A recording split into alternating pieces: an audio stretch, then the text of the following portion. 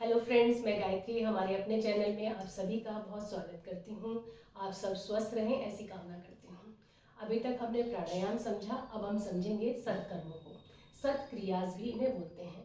वो सारी क्रियाएं जिससे हम अपने एब्डोमेन की जितने भी हमारे ऑर्गन्स हैं इनकी फंक्शनिंग को रेगुलेट करते हैं और किसी भी तरीके की इंटरनल ऑर्गन्स को डिजीज होने से स्वयं को बचाने के लिए हम ये क्रियाएं करते हैं। ये सारी क्रियाएं योगी रेगुलर बेसिस पे करते हैं जिससे किसी भी तरीके का अल्टरनेट जो आर्टिफिशियल या अभी की टेक्निक की दवाइयाँ चलती हैं उन्हें अवॉइड किया जा सके। इसमें 6 मेन क्रियाएं आती हैं। पहली है धौती, जिसमें हम वस्त्र का, वाटर का और एयर का इस्तेमाल करके अपने इंटरनल ऑर्गन्स को क्लीन करते हैं जिससे जितनी भी तरीके के टॉक्सिन्स वगैरह हो वो निकल जाते हैं। दूसरा आता है इसमें मस्ती, जैसे कि एनीमिया दिया जाता है पेशेंट्स को जब उनको कॉन्स्टिपेशन की प्रॉब्लम होती है। मस्ती वही है जो नेचुरल क्रिया है। इसमें हम एनएस से वाटर को स्क्वीज करते हैं, लार्ज इंटेस्टाइन में ले जाते हैं, वाटर को रोकते हैं और फिर निकाल देते हैं।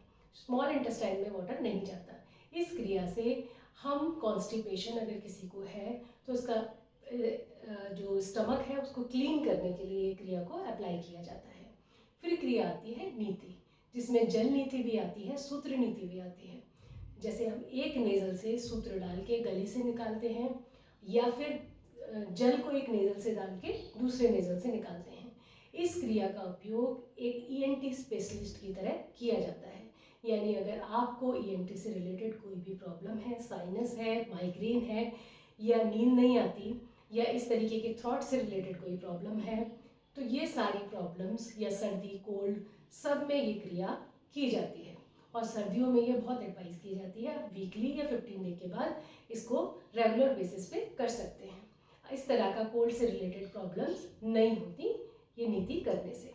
अगली क्रिया आती है नौली। नौली एक तरीके से आपके एब्डोमेनल जितने ऑर्गन्स हैं उनकी मसाज करती है। मसाज करने से स्ट्रेंथन तो होते ही हैं, हमारे सारे एब्डोमेनल के जितने भी ऑर्गन्स हैं उनमें स्ट्रेंथ भी बढ़ती है, क्लीन भी रहते हैं और बीमारी भी नहीं होती। तो उसके अलावा नेक्स्ट क्रिया आती है हमारी त्राटका, जिसमें हम फोकस करते हैं किसी एक बिंदु पे। ये सूर्य का प्रकाश भी हो सकता है, ये कोई लाइट भी हो सकती है, अंधेरे में बैठ के हम फोकस करते हैं। इससे हमारा फोकस तो बढ़ता ही है, नर्वस सिस्टम से रिलेटेड अगर कोई प्रॉब्लम है तो वो भी दूर हो जाती है। त्राटका करने वालों से कि आँखों की मसल्स स्ट्रेंथन हो जाती हैं।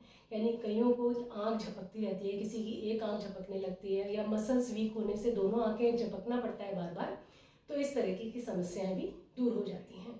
फोकस बढ़ता है और अगर हमारे कान में कोई तकलीफ है, इवन कान का दर्द भी इससे ठीक हो जाता है। और हमारा फोकस बढ़ने से, एकाग्रता बढ़ने से हमें माइग्रेन की अगर समस्या है तो वो भी दूर हो जाती है। नींद नहीं आती अगर किसी को तो त्राटका करने से वो भी इम्प्रूव हो जाता है।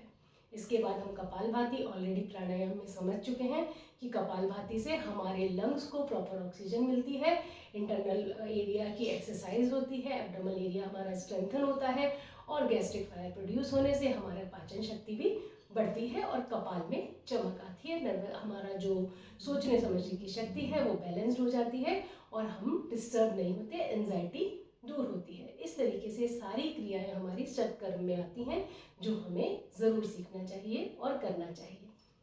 Thank you.